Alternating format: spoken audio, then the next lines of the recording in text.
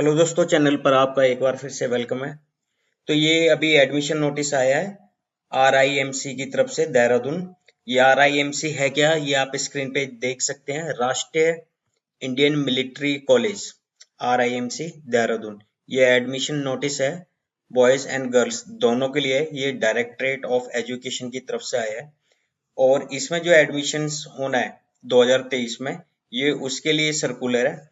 आइए इसको हम चेक करते हैं। Application are invited from boys and girls whose parent guardians normally reside in Delhi.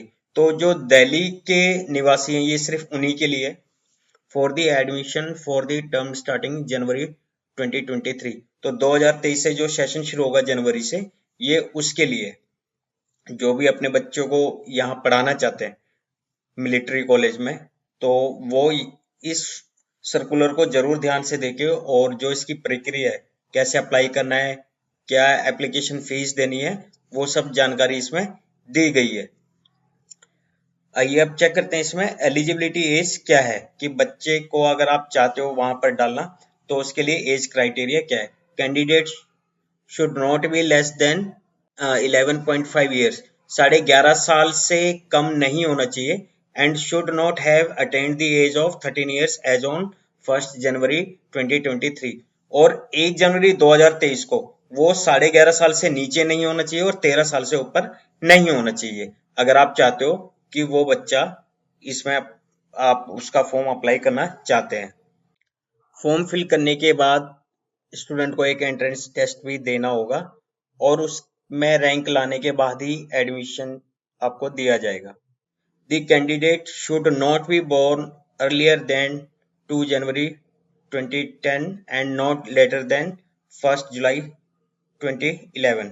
तो 2 जनवरी 2010 से पहले नहीं होना चाहिए उसका जन्म, और 1 जुलाई 2011 के बाद भी उसका जन्म नहीं होना चाहिए। ये एज का एलिजिबिलिटी क्राइटेरिया है अगर आप फॉर्म भरना चाहते हो।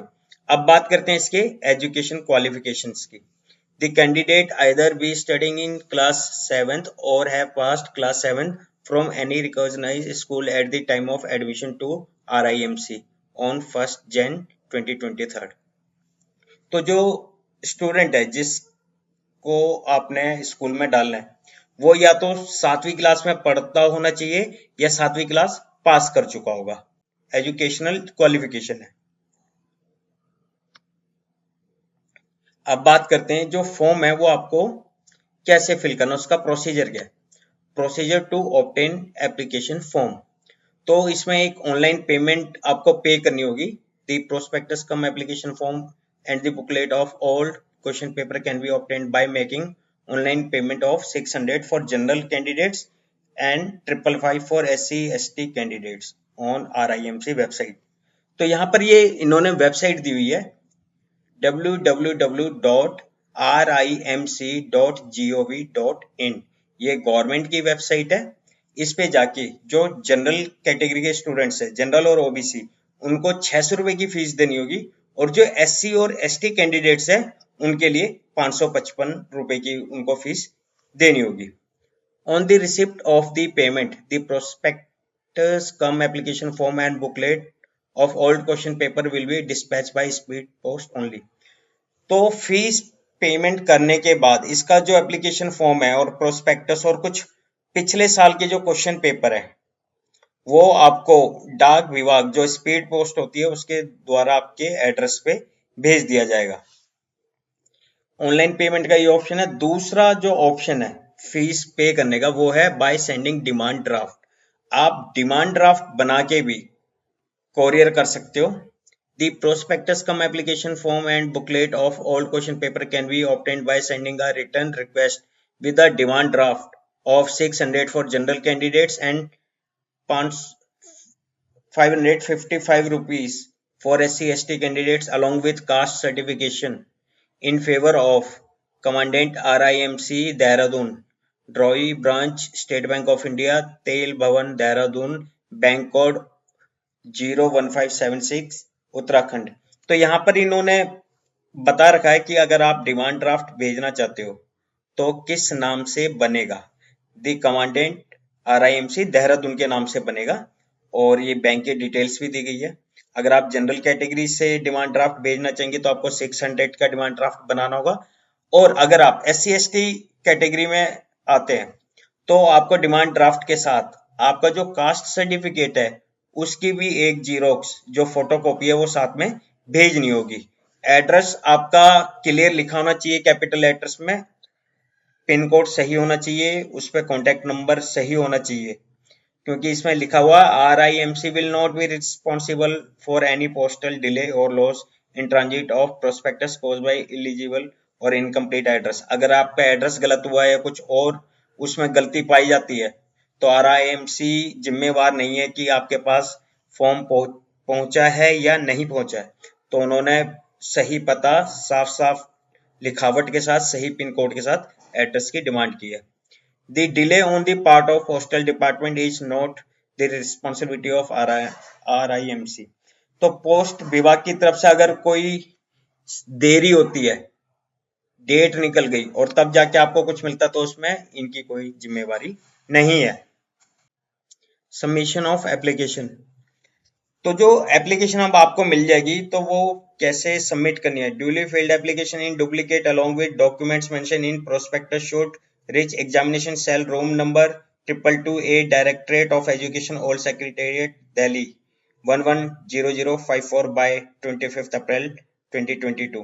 तो 25 अप्रैल तक आपको जो फॉर्म मिलेगा वो एप्लीकेशन फिल करके उसके साथ जो भी डॉक्यूमेंट आपके लगेंगे, जो एप्लीकेबल डॉक्यूमेंट्स होंगे वो प्लस आपकी जो एप्लीकेशन है वो सबमिट करना है। उसकी लास्ट डेट 25 अप्रैल 2022 है। और कहां पर सबमिट होनी है ये आपको यहां दिखा रहा, examination cell room number 222A directorate of education old secretariat Delhi 54। तो ये फॉर्म भरने का प्रोसीजर था।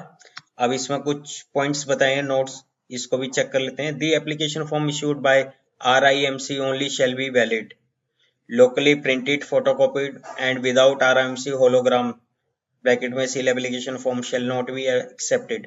तो जो फॉर्म है वो RIMC के थ्रू जो भेजा हुआ है वही वैलिड होगा।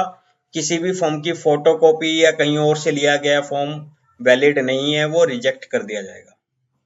The wards of central government employees can take their exam and viva voce at the place of posting of either employee or domicile state. However, their candidature will be considered from their original domicile state. It is therefore mandatory for such candidates to get the application deposit in the same state where the exam has to be taken. Further, they are required to enclose service certificate from their office stating that they are presently posted in Delhi with the application form of verification of antecedents। तो जो दिल्ली के निवासी है और अगर उनकी posting कहीं और हो रखी है तो वो उनका जो डोमिसाइल स्टेट है जहाँ के वो निवासी है, मूल निवासी, उसके बिहाफ पे वो अप्लाई कर सकते हैं।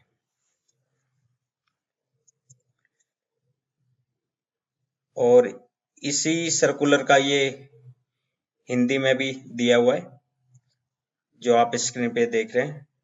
अगर आपको हिंदी में ज्यादा सुविधा है तो आप इसको पढ़ सकते हैं।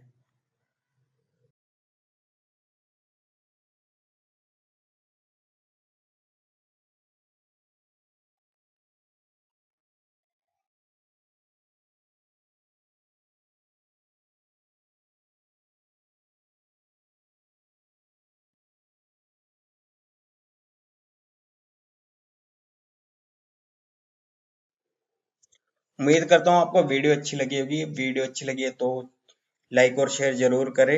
अगर आप नए यूजर हैं तो चैनल को सब्सक्राइब ना करना भूलें, क्योंकि सबसे जल्दी ताज़ा जानकारी हमारे चैनल पे आपको मिल जाएगी एडमिशन से रिलेटेड। मिलते हैं एक नई वीडियो के साथ। धन्यवाद।